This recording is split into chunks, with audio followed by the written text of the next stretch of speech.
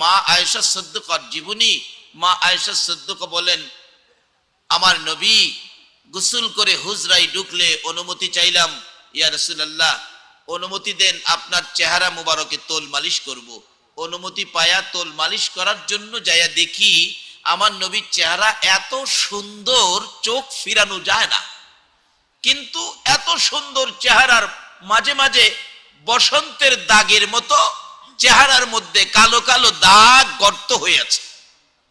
আম্মা জান আয়েশা সিদ্দিকা বলেন, আমি প্রশ্ন করেছি, ইয়া রাসূলুল্লাহ এত সুন্দর চেহারায় কালো কালো দাগগুলো কিসের, আমি জানতে চাই।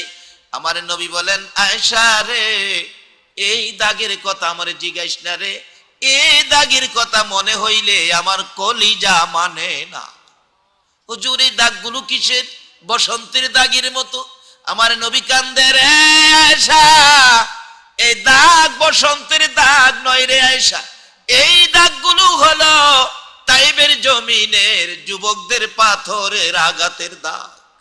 আয়েশা রে, বিনা অপরাধে, বিনা দোষে, বিনা কারণে যুবকেরা আমাকে মারতে মারতে বেহুশ করেছে, আমি উঠতে পারি না, আমার টাইনা টাইনা দাঁড় করাইছে, আবার আমারে পাথর মারছে রে, আবার বেহুশ করেছে। এইভাবেই একবার নয়, দুইবার নয়, তিনবার করে আমাকে বেহুশ করেছে। আমি রক্ত মাখা দুইটা হাত বাড়াইয়া বলেছিলাম, রে তাইবের যুবকেরা আমারে কোন অপরাধে মারো, আমারে কোন দোষে মারো, ও যুবকেরা আমারে আর মাইরো না, আমি সইতে পারি না রে যুবকেরা। তোমরা কি জানো না আমি নবীর মা নাই, আমার বাবা নাই। আয়েশা কোনো কথাই তারা মানলো না, আমাকে মারতে মারতে তিনবার করে বেহুশ করেছে। ওই পাথরের আঘাতের দাগগুলো আমার চেহারায়। মা আয়েশা সিদ্দিকা বলেন, ইয়া রাসূলুল্লাহ এই দাগগুলো যদি তাইবের জমিনের যুবকদের পাথরের আঘাতের হয়, হুজুর আমি জানি আপনার দোয়া আমার আল্লাহ কবুল করেন, একটু দোয়া করে দেন দাগগুলো যেন পরিষ্কার হয়ে যায়। আমার নবী কান্দে, আয়েশা রে এই কথাটা আর কোনোদিন বলবি না, এই দাগ আমি দোয়া করে পরিষ্কার করব না রে আয়েশা। আসরের জমিন যেদিন কায়েম হবে, আধা দুপুরে সূর্য নেমে আসবে, সূর্যের তাপে জমিন তামা হয়ে যাবে, মাথার মগজ ফেটে যাবে, মগজগুলো গলে গলে নাকে দিয়ে, মুখে দিয়ে, কানে দিয়ে বাহির হবে। ওই দিন আমার গুনাহগার উম্মতেরা গুনার বোঝা লইয়া বিপদে পড়ে নবী কই, নবী কই বলে চিৎকার মারবে। রে আয়েশা ওই চিৎকার গুলো যখন আমার কানে লাগবে রে, আমি নবী সইতে পারবো না।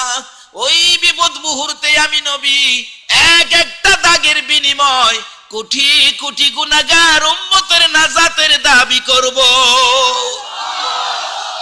আমার আল্লাহ বলেন, বন্ধু গো, তাইবের জমিনের পাথরের আঘাতের দাগ উম্মতের নাজাতের জন্য রেখে দিলা। উম্মতের জন্য তোমার এত মায়া, আমি যে তোমারে কত ভালোবাসি গো বন্ধু। তোমার 63 বছর জিন্দেগিতে তোমার সুন্দর চেহারায় আমি আল্লাহ একটা মশা মাছি বসতে দেই নাই, একটা পোকা মাকড় কামড় দিতে দেই নাই। ওই চেহারার পাথরের আঘাতের দাগ উম্মতের জন্য রেখে দিলা। যাও বন্ধু, কথা দিলাম তোমার উম্মত যারা হবে, তোমাকে যারা ভালোবাসবে, তোমার পক্ষে যারা থাকবে, তোমার আদর্শের মালা যারা গলায় পড়বে, তোমার উম্মত হইলে আমি আল্লাহ কথা দিলাম তোমার উম্মতের মাফ করে দিব। বাবারে, যেই বয়সের যুবকেরা আমার নবীকে বিনা দোষে এইভাবে মারতো, আজকাল সেই বয়সের যুবক নবীর ভালোবাসায় রাত্র 12টার পরে বসে আছো। আমার মন বলে তোমাদের জন্য আমার নবী ফুলসিরাতের ঘাটে বসে থাকবে। বাবারা আসুন সেই নবীর পক্ষে সময় দেই। কোরআন শরীফে আল্লাহ করেছে, হাদিস শরীফে রাসূল করেছে, কাজী আল্লাহকেও চিনতে হবে, রাসূলকেও চিনতে হবে। কোন আল্লাহ কোন নবীর বিনিময় আমাদেরকে মা বাবার মাধ্যমে দুনিয়াতে দিয়েছে। বলুন, রাসূল যদি না হইতো এই দুনিয়ার সৃষ্টি কি হইতো? মক্কার মদিনায় ঝগড়া লাগছে। মক্কা কই, মদিনারে তোর তো দাম নাই, আমি মক্কা কত দামি দেখছোস? মক্কা মদিনারে কয়, আমি কত দামি দেখছোস? মদিনা জিগাই, এত দাম তোর কি দিয়া? তুই টের পাস না আমার মধ্যে জমজম তোর মদিনায় নাই, সাফা মারওয়া মদিনায় নাই, মিনা মুজদালিফা আরাফা এমন কি খানায়ে কাবা আমার মক্কার জমিনে, তোর মদিনায় তো নাই। মদিনা কো মক্কা জমজম লইয়া সাফা মারওয়া মিনা মুজদালিফা আরাফা খানায়ে কাবা লইয়া বাহাদুরি করিস না, আমি মদিনার দিকে তাকিয়ে দেখ, এমন এক নবী আমার বুকে ঘুমাইছে, যেই নবীর সৃষ্টি না হইলে তোর খানায়ে কাবাটাও হইতো না। সেই নবী কেমন নবী আমাদের চিনতে হবে, যার উসিলায় আল্লাহ পাক সব সৃষ্টি করেছেন।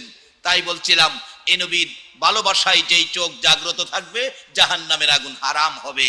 আর এই নবীর পক্ষে যারা জাগ্রত, তার বাজেট কি, সেটার পরেই আমি আমার বাকি আলোচনায় যাচ্ছি। আবু বকর সিদ্দিক রাদিয়াল্লাহু তাআলা এইভাবে 6 মাস পর্যন্ত নবীর ভালোবাসায় চোখে ঘুম দেন নাই। তার বিনিময় কি আসছিল? আবু বকর রাসূলের সঙ্গী হয়ে চলে গেলেন। তার বিনিময় কি? মদিনার ঘটনা।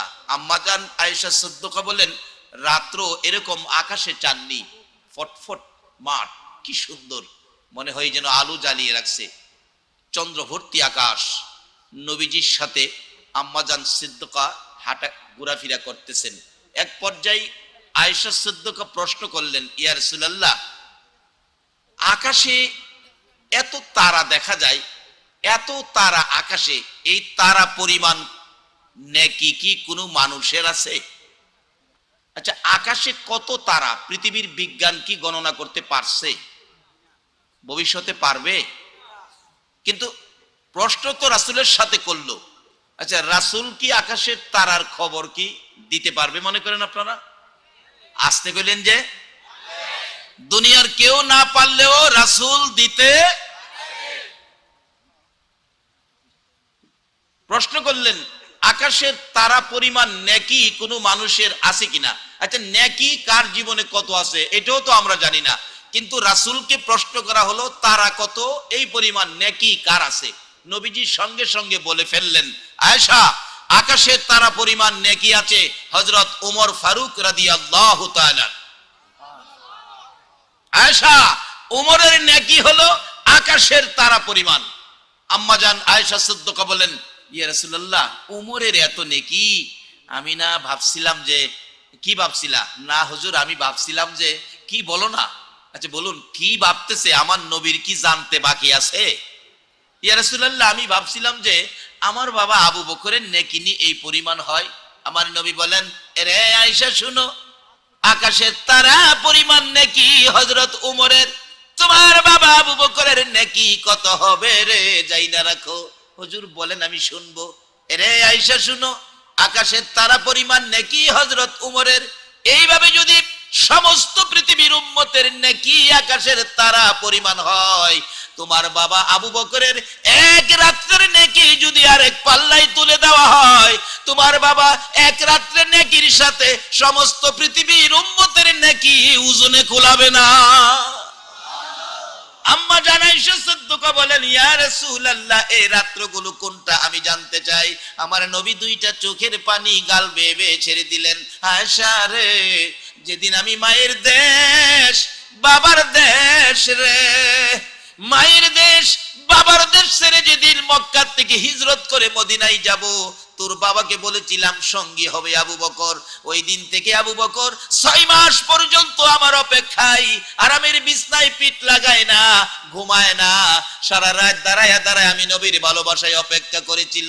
ওই নবীর ভালোবাসার জাগ্রত রাত্রগুলোর বিনিময় আমার আল্লাহ এই পরিমাণ নেকি তোমার বাবাকে দান করে দিয়েছে। যেই নবীর পক্ষে থাকার কারণে আবু বকর সিদ্দিককে এই পরিমাণ নেকি দিয়েছে। আমি জানতে চাই, আজকে যারা আপনারা নবীর ভালোবাসায় এই মাহফিলে বসে আছেন, আল্লাহ কি আমাদের ভাগ্যে এই নেকি দিতে পারে না? পারে? পারে? সকলে বলুন আমিন।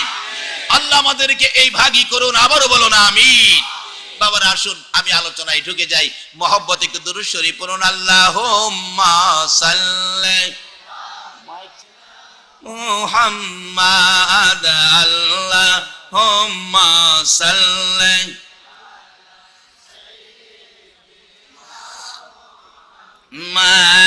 মাদানাবি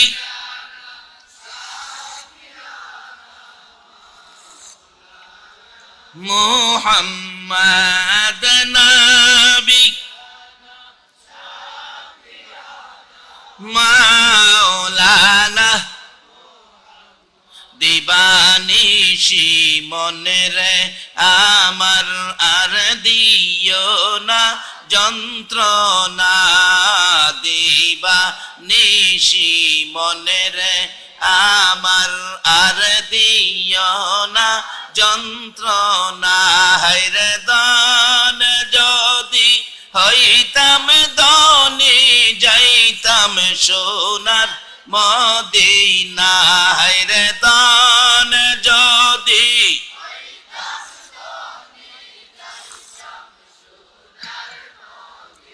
না আল্লাহুম্মা সাল্লি আলা সাইয়্যিদিনা মুহাম্মাদ আল্লাহুম্মা সাল্লি সাইয়্যিদিনা মুহাম্মাদ নবী মাওলানা মুহাম্মাদ নবিয়ানা। আমার ভালোবাসায় রাসূল খুশি কিনা তোমরা প্রমাণ করে দিও। কিভাবে?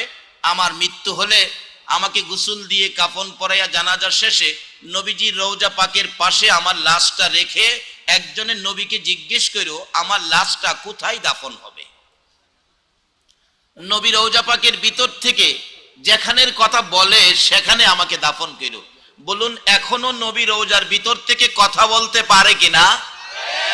আসতে বললেন যে। ঠিক এইভাবে আবু বকরের মৃত্যুর পর ওসিয়ত মতো কাফন পরাইয়া জানাজা শেষে নবীজির রওজার পাশে রেখে হযরত আলী রাদিয়াল্লাহু তাআলা ডাকতেছে, ইয়া রাসূলুল্লাহ আপনার আবু বকর আপনার পায়ের নিচে হাজির, বলুন কোথায় দাফন করব। জবাব নাই। আবার ডাক দিলেন, হুজুর আপনার হিজরতের সাথী, গুহার সাথী, রাতের সাথী, দিনের সাথী আপনার গোলাম আবু বকর আপনার পায়ের নিচে, বলুন কোথায় দাফন করব। কোনো জবাব নাই। তিনবারের মাথায় হযরত আলী রাদিয়াল্লাহু তাআলা চোখের পানিগুলো ছেড়ে ছেড়ে কান্দে, আল্লাহর নবী গো আবু বকরের বেলায় যদি কথা না বলেন আমি আলীর বেলায় জানি কি হয়। হাজার হাজার সাহাবীরা নবীর রওজা পাকের চারপাশে দাঁড়িয়ে আছে। এমনি সময় দেখে নবীজির রওজা মুবারক থরথর করে কাঁপতেছে। সাহাবীরা এক নজরে তাকিয়ে আছে, কান পাতিয়া শুনতেছে ব্যাপারটা কি। আমার নবী রওজা পাকের ভিতর থেকে ডাকতেছে, আলী রে আলী, আলী পাগলামি করিস না, কই রে আমার আবু বকর, দে দে আমার আবু বকরকে আমার পাশে দাফন করে দে। মদিনায় যাইয়া দেখুন নবীর ভালোবাসার বিনিময় আবু বকর নবীর পাশের জান্নাতের বিছানায় ঘুমাইছে। বাবার আসুন সেই পটটারি আমরা নিতে পারি। রাত্র যখন জাগ্রত আছি, যে চোখের জন্য জাহান্নামের আগুন হারাম, এই ভাগ্য যখন আমাদের নসিব হয়ে গেছে, আসুন আমরা এই রাস্তাটা খুঁজে নেই। রাস্তাটা খুঁজে নিতে গেলে ভালোবাসতে হবে নবীকে, মানতে হবে নবীর কথা। হযরত ওমর ফারুক রাদিয়াল্লাহু তাআলা আনহুর জীবনী খুলুন। ওমর যেদিন মসজিদে নববীতে রাষ্ট্রপতি হইয়া ইমামতি করেন, ফজরের নামাজের সময় ইমামতি করেন, ফজরের নামাজের পড়ায় রাষ্ট্রপতি ইমামতি করে। আমাদের দেশের রাষ্ট্রপতিরা কি ইমামতি করতে পারবে? নবী ছিলেন, নবীর পক্ষে আসেন, নবীর আদর্শ ধরেন, রাষ্ট্রপতিও ইমামতি করতে পারবে। ওমর ইমামতি করে প্রথম কাতারে মুসল্লি হয়ে দাঁড়িয়ে আছেন একজন ইহুদি। এক রাকাত নামাজ পড়লেন। নবীর উম্মতের মধ্যে নামাজ পড়তে হয় কিনা বলুন? নবীর আদর্শের মধ্যে নামাজ আছে কিনা? আবু বকর কি নামাজ পড়তেন? ওমর এক রাকাত নামাজ ফজরের জামাত শেষ করে দ্বিতীয় রাকাতে দাঁড়ানোর সাথে সাথে কলিজাটার মধ্যে ছুরি ঢুকে দিছে। ওমর কাত হয়ে বিছানার মধ্যে পড়ে গেল। রক্ত ঝরতে ঝরতে মসজিদের নববী লাল লাল হয়ে গেছে। মুসল্লিরা চিৎকার মারলেন, কার রক্ত রে মসজিদের নববী লাল করে দিলি? ওমরের ছেলে আব্দুল্লাহ মিম্বরে দাঁড়াইয়া ডাকতেছেন, দরজা বন্ধ করেন, বিচার করা হবে, প্রতিশোধ নেওয়া হবে। আমার বাবাকে ছুরির আঘাত করেছে, ওমর কি দুনিয়ার থেকে বিদায় করে দেওয়ার জন্য আঘাত করেছে। ওমর বেহুশ হয়ে গেলেন, কথা কয় না। আলী, হযরতে ওমর ফারুক রাদিয়াল্লাহু তাআলা আনহুর মাথার পাশে বসে আছে। একটু পরে চোখ দুইটা খুললে হযরতে আলী ডাকতেছে, ভাই ওমর, তোমার এমন এখন কেমন লাগে বলো আমার কাছে, আমি তোমার ভাই আলী পাশে আছি। হযরত ওমর বলেন, রে আলী, অন্য কথা আমি বলতে চাই না, বলো আমি ফজরের নামাজ পড়াইতে যাইয়া এক রাকাত নামাজ পড়াইলাম, দ্বিতীয় রাকাতে আমার কলিজায় ছুরি মারলো, নামাজ আদায় করতে পারলাম না। আলী রে বল, ফজরের নামাজের সময় আসেনি, বাকি রাকাত আমি আদায় করতে পারবো নি। এই ছিল নবীর উম্মতের আদর্শ। আজকে এই আদর্শ থেকে মুসলমান দূরে যাওয়ার কারণে বিশ্ব জুড়ে মুসলমানদের উপর বিপদ। বাবারা, এই বিপদ থেকে বাঁচার জন্য রাস্তা আছে, সেই রাস্তাটা খুঁজে বের করব, আল্লাহ যদি তৌফিক দেয়। আপনারা কি থাকবেন না আবার যাইবেন গা? আচ্ছা, কে কে যাইবেন গা একটু হাত তুলে দেখান। একজন হাত তুলছে, দুইজন হাত তুলছে, যাইব গা। আসলে বেশি রাত্রে ওয়াজ করলে এমন বেজার লাগেই, কারণ এই রাত্রে তো ঘুমে আইসা কিছু চাপে। কি কন, এই রাতটা কি ঘুমের রাত্র না? যত মজার ওয়াজই হোক, এই রাত্রে মজা লাগে না। এখন যদি আপনাদের ছোট্ট একটা বালিশ, হালকা একটা কম্বল দেওয়া হয় প্রত্যেকের, বলুন আর কেউ রে পাওয়া যাইব? খালি কেবল একটু সাইড, একটু বাবারে, জীবন বড় তো ঘুমাইছেন, আরো যতদিন বেঁচে থাকেন ঘুমাইবেন। আজকে যখন জান্নাতের বাগান, আপনি জান্নাতি হইতে পারছেন কিনা? যার ভালোবাসায় কুল কায়নাত, যার উপর আমার আল্লাহ নিজে ফেরেশতাদেরকে নিয়ে 24 ঘন্টা দুরূদ ও সালাম পাঠ করে, আমরা এই নবীর পক্ষে যাইতে পারছি কিনা এটা একটু হিসাব করুন, কারণ একদিন চলে যেতে হবে। আগামী রাত্রেই তো এখানে এই বাতি আর জ্বলবে না। আল্লাহ না করুক যদি আজকের প্যান্ডেলে কারো মৃত্যু হয়ে যায়, বলুন এই লাশটা এখানেই ফালায় রাখবো? বাড়িতে নিত না? আচ্ছা, বাড়িতে নিয়া জীবিত অবস্থায় যে বিছনাটাই কম্বল গায়ে শুয়া ঘুমাইতেন, এই বিছনায় কি লাশটা নিয়ে শোয়াবে? শোয়াবে না, ঘরেই নেবে না, বাহিরে ফালায় রাখবে। এই সময় আমাদের প্রত্যেকের সামনে আসতেছে কিনা বলুন? তার আগে আসুন আমরা রাস্তা পরিষ্কার করি। বলতেছিলাম, ওমর চোখের পানিগুলো ছেড়ে ছেড়ে ডাকতেছেন, আলী রে, আমার এক রাকাত নামাজ বাকি আছে, বল সময় আছে কিনা, আমি এই নামাজটা আদায় করতে পারবো কিনা। হযরত আলী আশ্চর্য হয়ে গেলেন, ওমর গো, এইভাবে নামাজের জন্য তুমি পাগল হলা? ওমর, তুমি কি নামাজ ছেড়ে কবরে যাইতে রাজি না? না না, আমার নবীর আদর্শ, এক রাকাত নামাজ ছেড়ে কবরে যাইতে আমার মন চায় না। আমার আল্লাহ বলেন, ওমর রে, আমি খুশি হলাম রে, খুশি হলাম। ওমরের ছেলে ডাকতেছে, বাবা, বাবা আপনার এখন কেমন লাগে বলুন আমার কাছে গো বাবা, আমি তো দাঁড়িয়েছিলাম, আপনাকে যে আঘাত করেছে তার প্রতিশোধ নেব। ওমর ছোট্ট ছোট্ট সুরে ডাকতেছে, এরে ছেলে, প্রতিশোধ নিতে হবে না, প্রতিশোধ নিয়ে আমারে খুশি করতে পারবি না। আমাকে যদি খুশি করতে হয়, এরে আব্দুল্লাহ, আমার নবীর রওজার পাশে আমার ভাই আবু বকর ঘুমিয়েছে, আর কিছু জায়গা খালি আছে রে, যাও তুমি আমার মা আয়েশা সিদ্দিকার কাছে যাইয়া বলো, আমি ওমর আমার নবীর পাশে শোয়ার জন্য একটু জায়গা আমি আমার মা আয়েশার কাছে ভিক্ষা চাইলাম, একটু জায়গা আমারে যেন ভিক্ষা দেয় রাসূলের পাশে শোয়ার জন্য। বাবা গো, কারা আজকে সেই নবীর ভালোবাসায় বসে আছো? আমার নবীর কাছে ভিক্ষা চাও, নবীর উম্মত হইয়া নি কবর যাইতে পারি। দৌড়ে গেলেন আব্দুল্লাহ, মা আয়েশা সিদ্দিকা, মা গো, আমার বাবাকে ছুরির আঘাত করেছে, বাবা দুনিয়া থেকে বিদায় হয়ে যাবে। মা আয়েশা সিদ্দিকা, আমার বাবা নবীজির রওজার পাশে শোয়ার জন্য একটু জায়গা ভিক্ষা চেয়েছে আপনার কাছে, রাষ্ট্রপতি হইয়া নবীর পাশে থাকার জন্য ভিক্ষা চাই, একটু জায়গা দেন। আমার বাবা ভিক্ষা চাইছে। আম্মা জান আয়েশা সিদ্দিকা বলেন, ও ও আব্দুল্লাহ, তোমার বাবা একটু জায়গা চাইছে, জায়গা তো আছে ঠিকই, কিন্তু ইচ্ছে ছিল আমি আয়েশা সিদ্দিকা জায়গাটাই থাকবো, যেখানে আমার রাসূল ঘুমিয়েছে, পাশে আমার বাবা আবু বকর সিদ্দিক ঘুমিয়েছে, ইচ্ছে ছিল আমি এখানে শুইব। তোমার বাবা ওমর দরখাস্ত করেছে, আবদার করেছে, আমি তো বলতে পারতেছি না, আমার তো মন চাই রে। ওমর যখন ভিক্ষা চাইছে রাসূলের পাশে জায়গাটা দেওয়ার জন্য, তুমি একটু পরে আসো। চলে গেলেন আব্দুল্লাহ। মা আয়েশা সিদ্দিকা নবীজির রওজার পাশে যাইয়া ডাকতেছে, ইয়া রাসূলুল্লাহ, ওমর এই জায়গাটার মধ্যে শোয়ার জন্য আমার কাছে ভিক্ষা চাইছে। নবী গো, ইচ্ছে ছিল আমি আপনার পাশে শুইব, আপনি বলে দেন আমি শুইব না আপনার ওমর শুইব। আমার নবী রওজার ভিতর থেকে ডাকে, রে আয়েশা, অনুমতি দে রে, আমার ওমর আমার পাশে থাকবো। মদিনায় যাইয়া দেখেন একদিকে আবু বকর আর একদিকে ওমর আমার নবীর পাশের জান্নাত বিছানায় শুয়েছে। আমি জানতে চাই, ওমর আবু বকর যেই কালিমা পড়েছে আমরা ঠিক সেই কালিমা পড়েছি, ওমর আবু বকর যেই নবীর উম্মত আমরা ঠিক সেই নবীর উম্মত। তারা যদি এত বরকতের বাগী হতে পারে, আমরা কেন হতে পারবো না?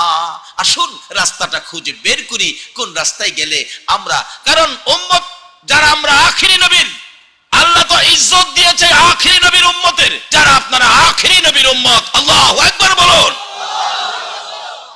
কোরআন শরীফে ঘোষণা দিয়েছে, কুনতুম খায়রা উম্মাতিন উখরিজাত লিন-নাস। তাই আমরা শ্রেষ্ঠ জাতি, আমাদের ইজ্জত সম্মান সব দিকে শ্রেষ্ঠ। আল্লাহ নিজেই বলেছেন, বন্ধু তোমার একজন উম্মত পৃথিবীতে থাকতে এই পৃথিবীটা ধ্বংস হবে না, তোমার একজন উম্মত হাসরের ময়দানে থাকতে আমি আল্লাহর বেহেশতের দরজাগুলি বন্ধ হবে না। যে নবীর উম্মত একজন হাসরে থাকতে বেহেশতের দরজা বন্ধ করে না, এ নবীর উম্মত হইতে গেলে যা কিছু দরকার আমরা কি সেগুলি মানতে রাজি আছি? তাহলে আসুন, কোরআন শরীফে আমার আল্লাহ নিজে ওয়াজ করেছেন, কোরআন শরীফে আল্লাহ ওয়াজ করেছেন, হাদিস শরীফে রাসূল ওয়াজ করেছেন, আমরা আল্লাহর কথাগুলিও মানতে হবে। কেননা আমরা যেই জমিনে থাকি, বলুন তো এই জমিনটা কার? সবাই বলুন। নাকি কারো কোনো আপত্তি আছে? এই জমিনটা যে আল্লাহর, এই ব্যাপারে কারো কোনো আপত্তি আছে? আপত্তি থাকলে লন আমরা একটা গান শুনি। জীবন ভরা তো ওয়াজ শুনছেন, একটা গান শুনেন। আগেকার দিনে মুরব্বী বাবারা আব্দুল আলিমের গান শুনতেন। কি গান! গানের মধ্যে নসিহত ছিল, উপদেশ ছিল। কি গান গাইতো আব্দুল আলিম? পরের